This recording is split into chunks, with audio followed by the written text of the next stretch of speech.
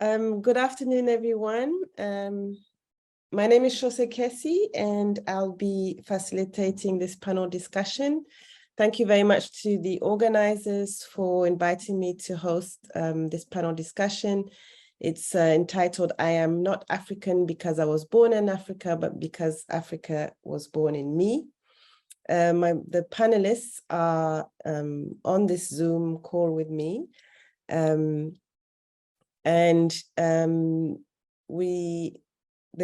been a little bit of a change in the program, so unfortunately we won't be able to engage with you at the end, but I hope you enjoy this presentation. So the title of the session is taken from Kwame Nkrumah's speech in 1958 at the All Africa Conference in Accra. And that was, in the midst of liberation movements across the continent. And now we are here over 60 years later, still grappling with questions of Pan-Africanism and unity across the continent. So in today's session, we'll be engaging in a collective reflection on questions of identity and belonging and the continued value of Pan-African thought and specifically for psychology. So I'm first going to introduce our wonderful panelists. And I will pose them two questions in two separate sequences, and then close the session after that. So first we have Dr. Ismahan Soukena Diop. Dr. Diop holds a PhD in clinical psychology. She works as a teacher researcher at the Sheikh Anta Diop University in Dakar. Her fields of research are femininity and maternity in African mythology and tales. Her current research focuses on the application of African traditional heritage to clinical psychotherapy and community care through the distribution of her psychotherapeutic tool, Tamsi Optoa. Then we have Professor Divine Fu, who is a social anthropologist at the University of Cape Town and director of HUMA, the Institute for Humanities in Africa. And his research is focused on the politics of suffering and smiling, particularly how people find ways of smiling in the midst of their suffering, as well as the political economy of Pan-African knowledge production and publishing, and the ethical life of AI. He has undertaken research in Cameroon, Botswana, South Africa, and Senegal. Dr. Anthea Lesh is a researcher, scholar, activist, and lecturer. She currently works as a senior lecturer in the psychology department at Stellenbosch University. Dr. Lesh's primary research interest is in exploring lived experiences of poverty and social inequality, and the ways in which structural inequalities impact the health and well-being of vulnerable and marginalized communities. She is particularly interested in interrogating societal narratives and representations of vulnerable and marginalized groups. And finally, Professor Seth Opong, who is Associate Professor at the Department of Psychology at the University of Botswana. He is also a Research Associate of the Department of Psychology at WITS. He is viewed by many as a thinker and a theoretician in psychology in Africa. His research interests include cultural, historical, philosophical, and theoretical domains of psychology, as well as applied psychology, public psychology, and African psychology. So a very warm welcome to all of you, and thank you so much for being here. I would like to dive right in and ask my first question, and it's a very broad question. I'd like you to say a little bit, I've introduced you already, but I'd like to say a little bit about yourselves in terms of where you're from, what it means to be African, anything else you would like to say about what it means to be African from Africa, if there's anything that we share, for instance, in common as Africans. I'm going to start with you, Dr. Diop. Hello, Jose. Thank you for asking me that question. Thank you for inviting me. It's a great opportunity to be here and express myself on this topic. I am a clinical psychologist. My parents are from two different African countries. My mother is from Djibouti. My father is from Mali. They studied in France and they met there. When they graduated, they got married and they decided that they wanted to live in Africa. So they chose to live in Senegal because by the time they were starting to settle in Africa, it was the best place in Francophone Africa for them to work in their fields. So I grew up in Senegal and I consider myself to be Senegalese in addition to all of this. So I guess that's the way I feel like I am in Africa, in different countries, and I grew up in a house where we were hosting plenty of people from many other countries and many different languages, but all from Africa. So I've been in an African environment, but in a plural African environment, and I have family in different countries in Africa. So I feel like being African is more being grounded into how our diversity and our cultural diversity, but mainly in our history, in our heritage, because my heritage is plural, is diverse, but it's also a large amount of many things from different countries, but still have the same essence, the same ground.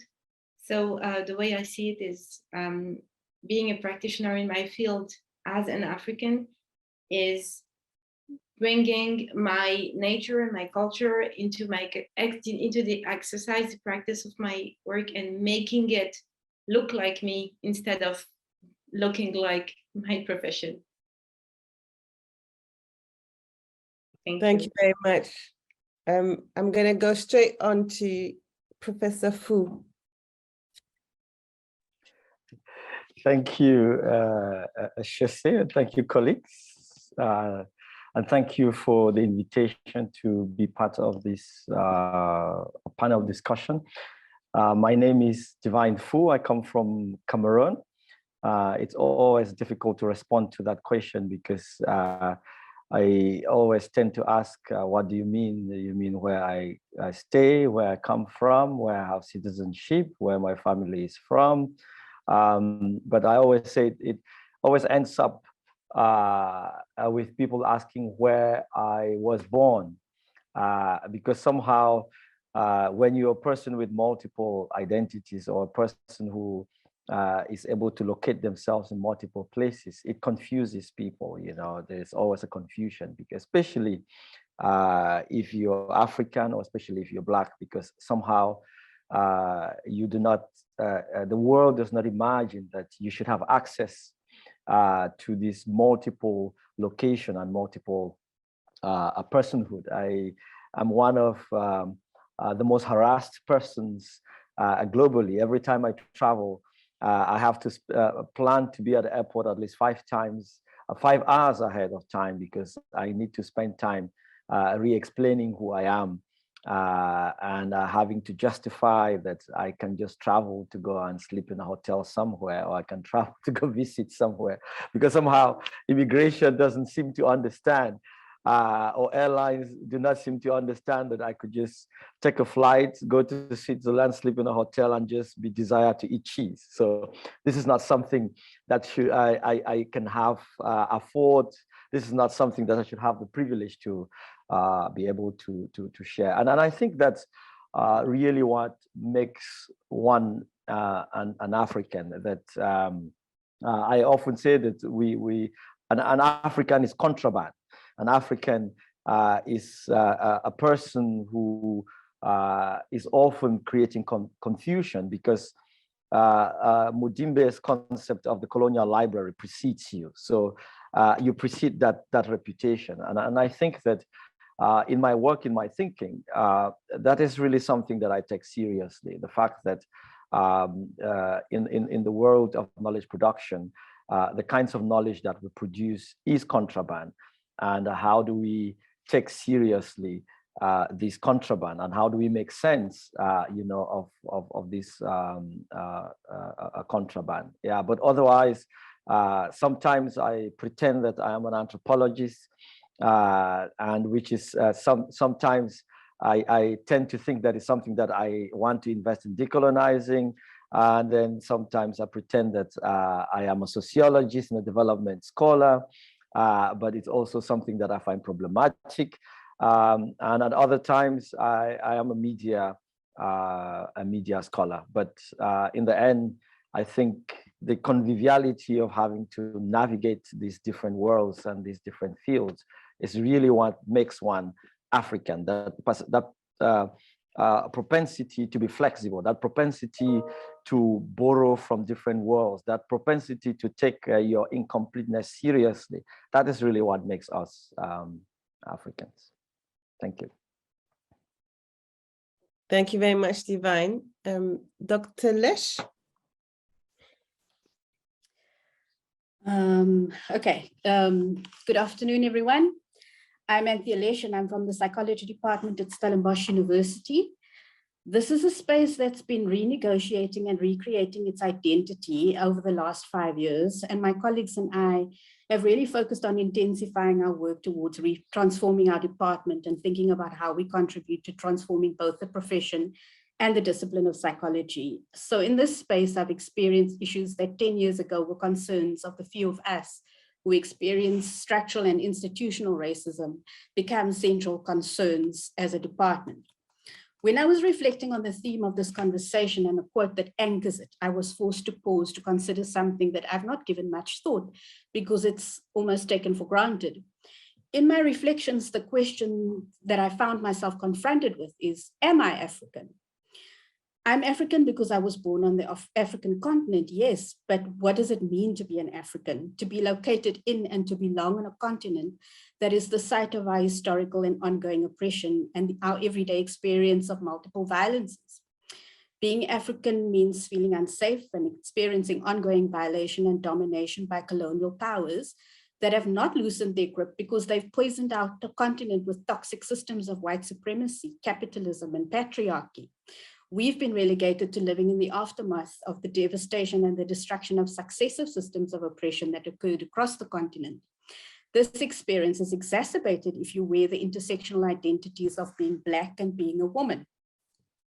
So I was born a South African under apartheid and labeled colored in the racial classification system, distancing me from my location on the African continent. My ancestral roots lie on a Moravian mission station behind the Piketberg in Cape Town, a farm left to a group of slaves by their owner, who was a cattle farmer, in exchange for care in his old age. My likely genetic roots, Khoi, Malay, German, and a range of other likely influences. I grew up in the colored section of a northern suburbs town in Cape Town. Here there was no emphasis on it or attention to considering whether I'm African or not. What played out here were class dynamics and a focus on distancing oneself and one's people from being labeled Black and an African identity by claiming proximity to white heritage. Being locked into the colored section of this town and all the other aspects that I navigated from childhood to early adulthood, my focus was on surviving my experience of surveillance and regulation, who I can be, who I cannot be, where I may go and where I may not go. This is what apartheid did. It contracted and shrunk our existence, alienating us from ourselves and others. And so for most of my childhood and into early adulthood, I had no knowing of myself that expanded beyond proximal environments that made up the colored world that I had been placed in. When I'm not in Africa, my physical appearance means that I'm not recognized as African. People do not recognize where I'm from and they label me as South American, Spanish, or Asian. I'm required to identify myself and to explain how I am African, that my roots lie in the soil of a small village and that my physical appearance produced an outcome that labeled me as colored, mixed race, a product of miscegenation that troubles those who are confronted by an African who looks like me. So by place of birth and ancestry, I'm African. I'm African because I share the experiences of other Africans, of oppression and violence being considered deficient and dependent, and the many other tropes that circulate about Africans. I'm also African because of my sensibilities, my way of being in the world, and my value system centers around social justice and collective well-being. I'm African because my primary concerns center around our liberation, resisting structures of domination and oppression, centering us and excavating our stories and experiences as central to unshackling ourselves from our oppressors. So yes, I'm African because I was born in Africa, but whether Africa was born in me is something that I'm still excavating. Thank you so much, Anthea. Professor Opong? Thank you, colleagues. Good afternoon. I'm also delighted to be here with everyone and to share my view on this important topic. Perhaps I will start by the same line most of my colleagues have also started. Yes, I was born in Ghana, so I am a Ghanaian and an African as well. But I've lived in different places. So I've been in Liberia, have extensively traveled through Côte d'Ivoire. I'm now in Botswana. Now, perhaps it's important for us to revisit the issue of Pan-Africanism, because the idea of Pan-Africanism tells us that there's something we share in common as people of African descent, and therefore we should unite. But what is it that we share in common? Is it color, skin color? Is it ancestry? Is it language? Is it belief system? Perhaps it's important to understand that we share so many things in common, but we have multiple identities, just like my colleagues have alluded to. But the issue is this, that after looking at all the observed differences in behavioral patterns across the continent, you will see that underneath that behavioral patterns or diversity of the behavioral pattern is a certain common approach to reality. That reality is what we share as Africans. Again, if we can go back to the idea that was shared by Ali Mozuri, the famous Kenyan political scientist, late, his idea of African of the soil, African by blood. Perhaps we should not forget that there are Africans who are not by blood, but of the soil, including our Afro-Arabian friends up in the north, because they are also Africans. But of course, what we share is not only about the blood or the common ancestry. We share common history, we share common understanding, but we also share common land. And that also give all of us some sort of birthright to being called African. So I am African, not just because I was born on the African continent, but I share all of these things with other people who may not be on the continent, who may be in the diaspora, but they are also African. Thank you.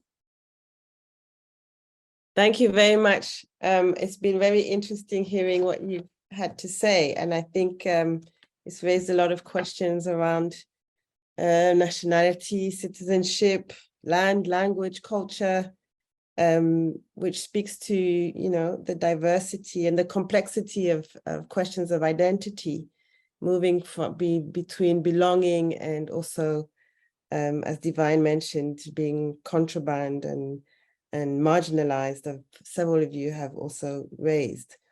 So I'm going to go straight into my second question, bearing this background in mind, which is really about reflecting on Pan-Africanism. So following on from what Prof. Opong has just mentioned. And I would like to ask you, do you think that Pan-Africanism or Pan-African psychology can advance our understanding of human life outside of your Eurocentric and dehumanizing discourse, and perhaps promote social justice? And if you'd like to share some of your ideas in relation to research that you're working on, that would be great.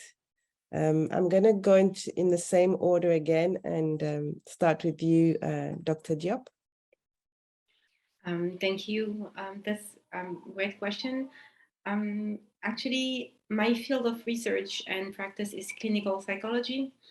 So the way I see it is, since I started to work in my hometown in Dakar, I encountered many people telling me that psychology was for the white people, was for white countries, and psychotherapy was more for white people. But in the field, when I was seeing patients, people would ask me, "What do you do exactly?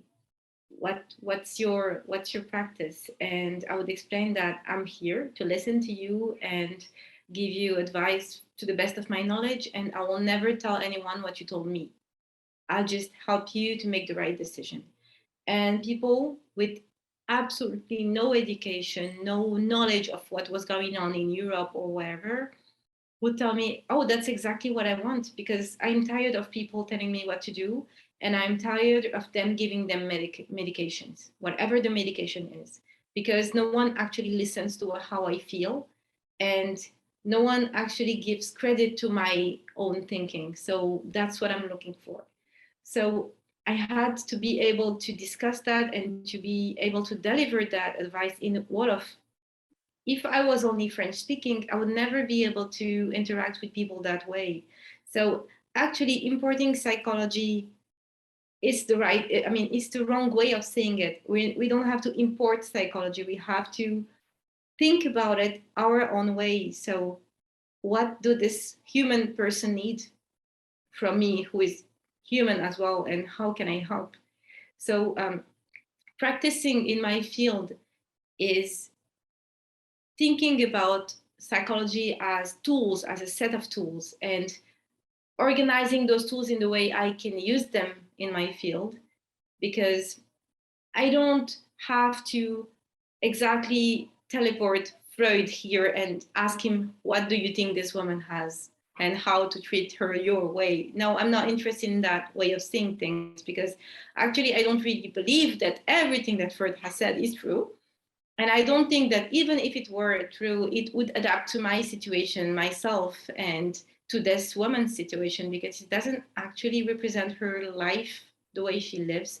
But my knowledge as a clinical psychologist and the way I was trained, and the way I was trained to put myself aside at some point and host what someone has to say, that's the best part I took from my training, to be able to put myself at distance and just measure what comes from me, what comes from the other, the way I can be the most I can shut up and think about what the person thinks, and how I can host his knowledge, everything he knows, and how I can give value to it, and how I can help that person to give the best of, to give the best advice to this person. And that's the way I think psychology is to us in Africa, a great thing that we can develop. Because in our cultures, we have many ways of doing this, but we just haven't named them psychology. We just haven't given them that meaning as psychology.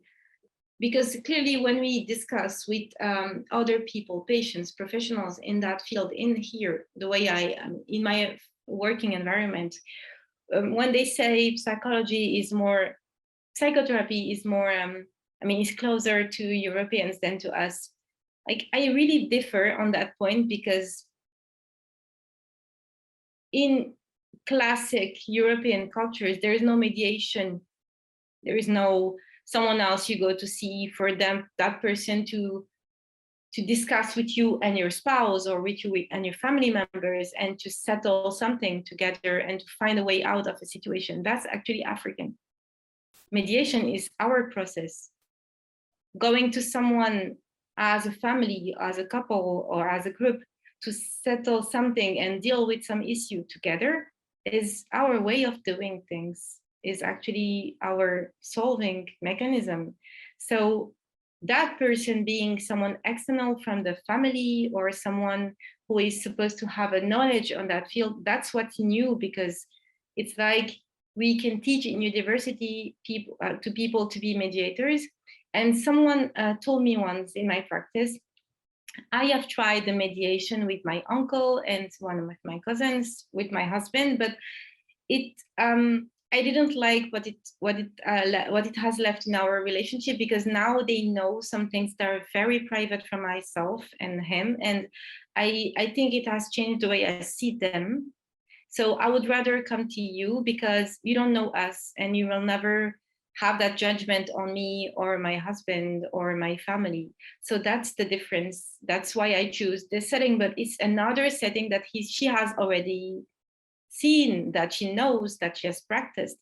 So to me, Pan-Africanism in psychology is more how we can find in our own cultures our way of dealing with issues, of dealing with our challenges, how we can teach them, how we can rationalize them and find ways to say, this works, so let's just modelize it. Let's just be able to teach that to someone so we can do it, because we have to find ways to just validate our own ways to solve problems, to validate them, and not always think that because it's not European, it doesn't come to the graduation to be validated. I think that's our mistakes in our teaching or university environment, that we don't give enough credit to our own insights, to our own cultural ways. And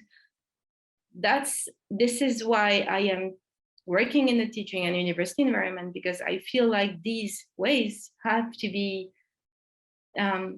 valued, have to be taught, and people have been using them for years and years. So since they haven't forgotten about it, since they are keeping on using them, it's because they are sometimes working, but we can improve them, we can make them better, we can make people have access to them. And this is the way I think about decolonial psychology. Thank you. Thanks so much, Sukaina. Professor Fu. Thank you, Shesi. Every time you say Professor Fu, I think you're talking about Jesus or Muhammad or someone else who has to prophesy. I have very little to prophesy. I'm going to just build on what Sukaina has indicated. I think that we have a challenge. I think the first is to acknowledge that being African is plural. I think the idea that Africa is not a country is something that we need to associate with identity. So there's a common experience, which is really important. But the body of knowledge that has been produced over the past years has also shown the way in which it is grounded in the colonial library.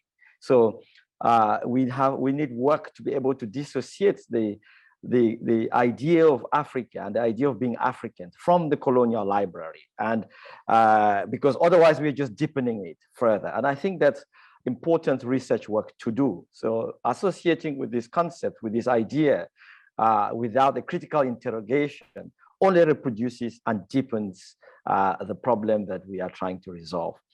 The linked to that is the idea of Pan-Africanism. And I think Pan-Africanism is great, but at the same time it's problematic. What we need to do is to move from Pan-Africanism as a response to a particular a way of being in the world, or as a tool for emancipation, to Pan-Africanism as a place to imagine another collective way of living. Because right now we are still trapped. We cannot continue to spend our life as a response to something. The idea of Pan-Africanism is currently anchored in an external project.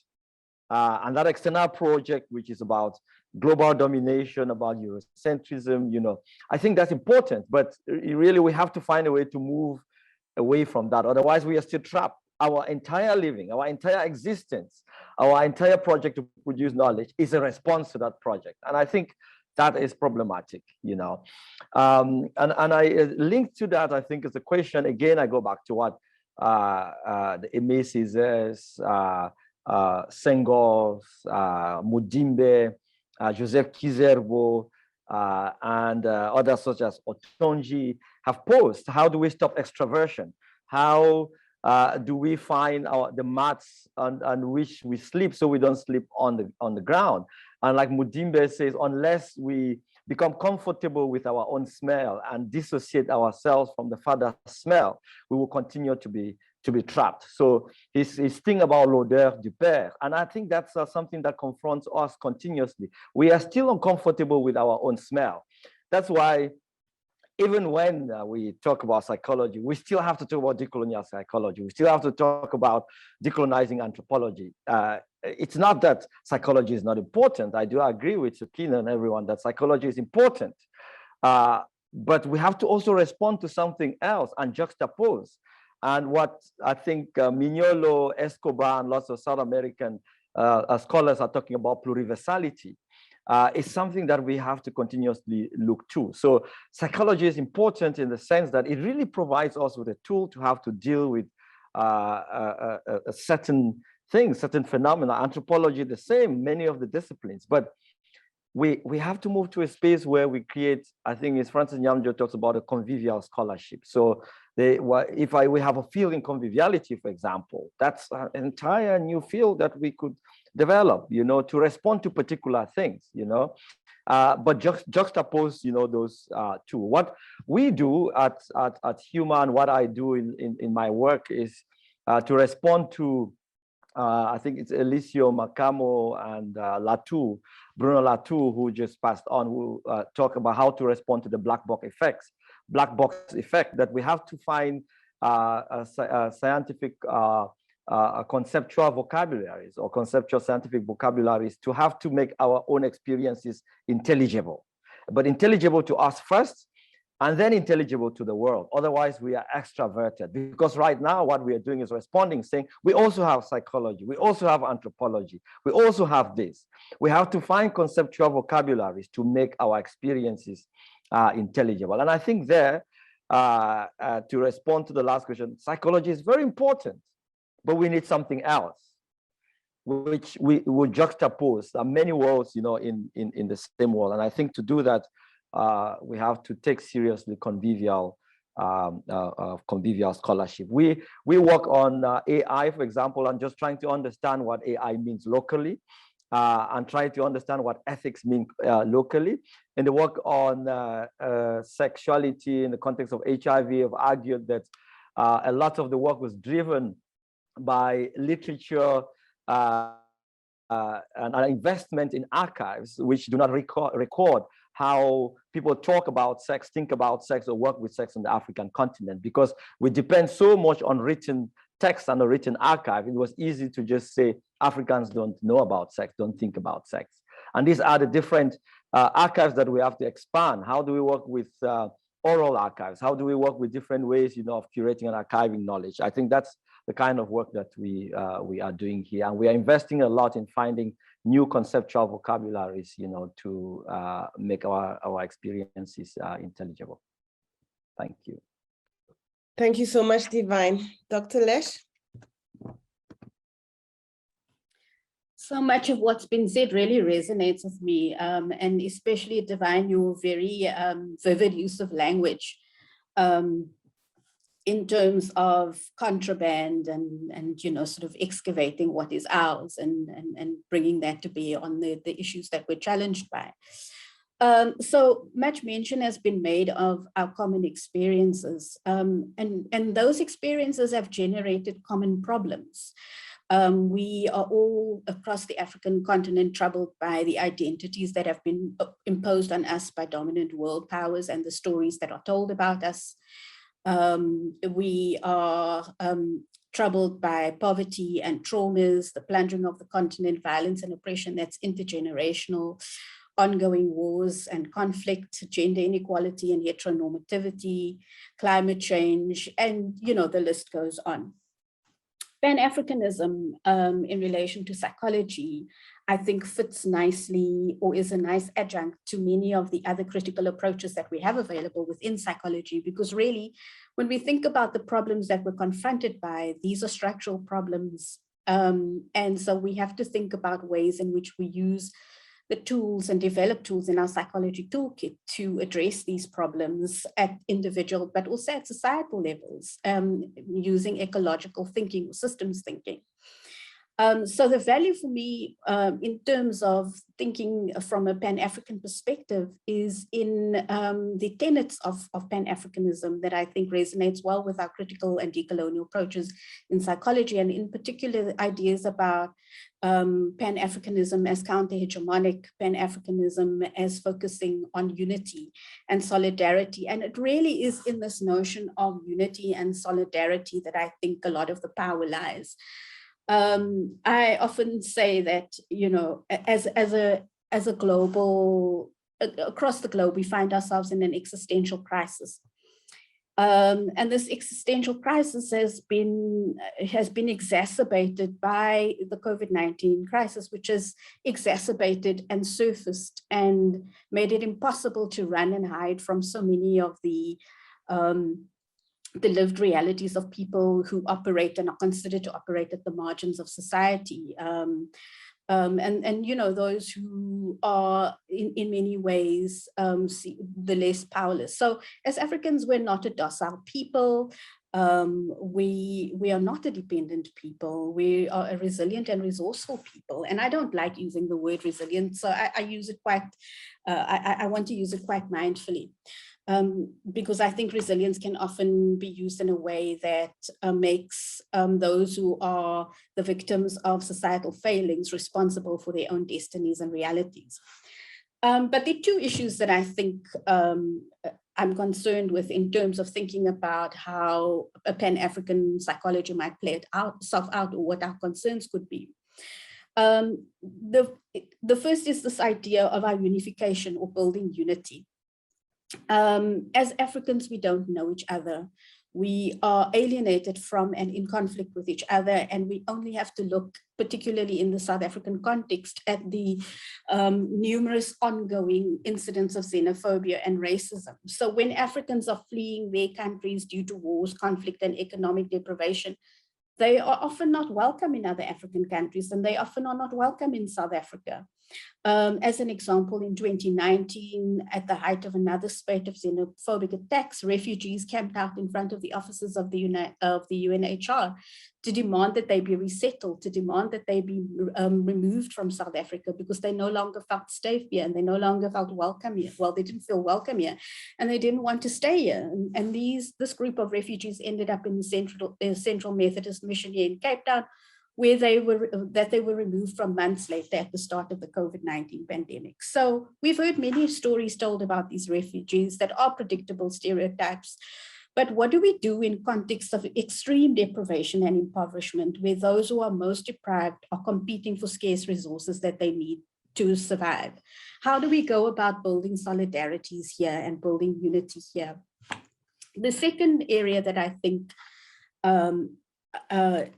needs our attention is that of healing, reclaiming and restoring ourselves from intergenerational trauma and violences that are ongoing threats to our health and well-being, poverty, inequality, gender-based violence, and healing these traumas and healing from these traumas and violences is a key to our future as a continent. So how do we work together to address these issues? What can we learn from each other? And how can we provide support to traumatized peoples? How do we deal with internalized oppression? So for me, in my own work, I am interested in writing stories or excavating those stories that center marginalized and vulnerable individuals and telling those stories in a way that reflects our world back to us, so that we are almost made strange. The ways in which we address and encounter people who live on the margins or marginalized individuals and vulnerable individuals, that it makes us take pause and question ourselves and our assumptions that we make about each other. So I think writing ourselves into the archive from our own perspectives as Africans, producing our own knowledges in our own languages and developing our own praxis, defining ourselves in our own agendas, and focusing on knowing each other and the healing journeys that we need to go on in order to create a different future for our continent. Thank you so much, Anthea. Professor Opong? Thank you. So can Pan-African psychology promote understanding of human nature outside of Eurocentric discourse? Yes, that will be the straight answer I'll give. Over the years, I have tended to approach this issue this way, that the current understanding of human nature in psychology is valid, even though that is Eurocentric. It is valid to the extent that it helps one subgroup of humans to understand themselves. But all these perspectives are still limited in their capacity to allow us to account for all the experiences that all humans have. And therefore, there's a need for us to begin to expand that narrow perspective of human nature. And that means Pan-African psychology becomes a tool that we can use. I have attempted to define what Pan-African psychology is back in 2016, and I simply said Pan-African psychology is just a study of psychology about a certain population of people who happen to be either continental Africans or other persons of African ancestry in the diaspora, because that's what Pan-African or Pan-Africanism is all about, that the idea that we have something in common and that we should unite. And that means that we can have Pan-African projects. We can have projects that go beyond looking at the national differences or country differences, but by looking at the common approach that we have to reality. Because that is the point at which we can really come to understand that Africans are the same. You know, I traveled somewhere in Botswana. I was on a public transport, and in that bus, I could see people that I would say, this person, I've seen this person in Ghana before. People who look like other people that I have seen before or in other countries. And the behavior and the mannerism, despite the differences in language or some other behavioral patterns, appear to be something similar. I have seen sitting in buses in La Côte d'Ivoire, sitting in buses in Ghana, and observing similar behaviors in Kenya, Nairobi. So that is where you see that we share things in common. These are not articulated, but we do share a lot of things in common.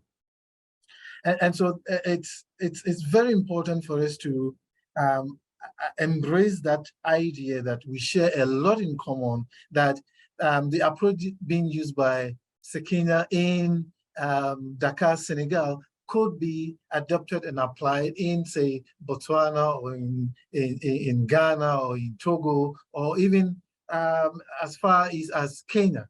It's quite possible to do that because we have certain things in common. And another way I try to see how we share things in common is when I attend a church service. That's an important window to how people think in that country, because you begin to see when it comes to exegesis, people tend to use their own understanding, their worldviews to explain things. And I begin to see how common the same understanding is shared across the continent. When you sit and a particular pastor is trying to explain certain behaviors, and you see that that is the same way we understand behavior in Ghana or in La Côte d'Ivoire or in Liberia. So we do share a whole lot of things in common, and that means Pan-African projects can work. And I do agree with Professor Fu when he says that we should probably move away from decolonizing. And in fact, I of late have found that problematic as well, because I see people saying decolonizing things when they should be talking about indigenizing them, because these are two different things. in indigenizing, you begin to embrace our local ways of knowing and being as valid ontology and epistemology. And that allows you to express and, as my colleagues have said, excavate what we have been doing and project that as another way of knowing rather than just decolonizing. Because I came across a paper recently where they were talking of decolonizing occupational health and safety. And I was like, what is there to decolonize? It's more about saying that we should embrace our cultural roots in expressing an understanding of occupational safety, rather than attempting to pull down some colonial institutional arrangement that makes knowledge limited to one center or one region or one language or one group of persons. So sometimes I see people conflict when we want to indigenize as when we want to decolonize. And that's something that we have to really address as a people, because a lot of confusion is being played around, and people do that out of, well, I wouldn't say ignorance, but unknowingly. And that fits into a certain narrative of always trying to juxtapose ourselves against others. And in fact, as Claude Ake did say, that social science as imperialism. The whole thing about how social science has been packaged is in such a way that Westernization has been built into it. And so you become better when you become Westernized, even in the knowledge, expression of knowledge, and then in the creation of knowledge. Those are the things that we need to address. Again, and it is important that I kind of talk about this as well. As much as we want to decolonize, indigenize the discipline, we tend to have or come face to face with another challenge, which is even among us as Africans or as people of African descent, there is some unconscious bias against everything African, seen as primitive. And so our knowledge, as Kenya alluded to, our knowledge become discarded together with our primitive continent. And so our own people tend to reject that knowledge. And so we have to come to a point where we begin to embrace our ways of knowing and being, and respect that, and be willing to teach that. And not only to teach that, but when others are also working on trying to not modernize per se, but trying to bring ways of knowing and being into the mainstream, we should be willing to also propagate that idea by our teaching, because we have a lot of stuff out there, but we don't include in our curriculum, and we don't teach. So I would say, on my part, what I have sought to do is to, because I tend to see myself more on the theoretical side, I have managed to identify how Africans, we conceptualize intelligence and cognitive abilities. And an emphasis should be placed on the idea of social competence or social responsibility as part of intelligence as Africans, as how we perceive intelligence to be. It's not just being smart, but you being smart and not helping others mean that your smartness is quite useless to the African community. On this point, I would end my talk on this. Thank you. Thank you so much, Seth. And we've reached the end of our session, and know some of you have to leave. So I'm going to just thank you all for being here and for participating. It was really interesting to hear all your views and very rich contributions. Thank you also for sharing about yourselves. I see, what I picked up a lot from what everyone has said is that this seems to be some kind of tension, or I don't know if it should be called a tension, between, you know, psychology or academic knowledge production as a counter-hegemonic practice, or as actually building local theory from local practices, building our own conceptual vocabulary, as Divine mentioned. And I think it's really, it would be, if we were to engage more, I think I would direct the conversation in that direction. What is that tension, and can we actually talk about local or indigenous practices outside of that more global context? So I unfortunately, we really do have to end there. But yes, thank you again so much for your time. And it's really nice to be able to have these conversations across borders. And I look forward to engaging with all of you again. Thank you so much.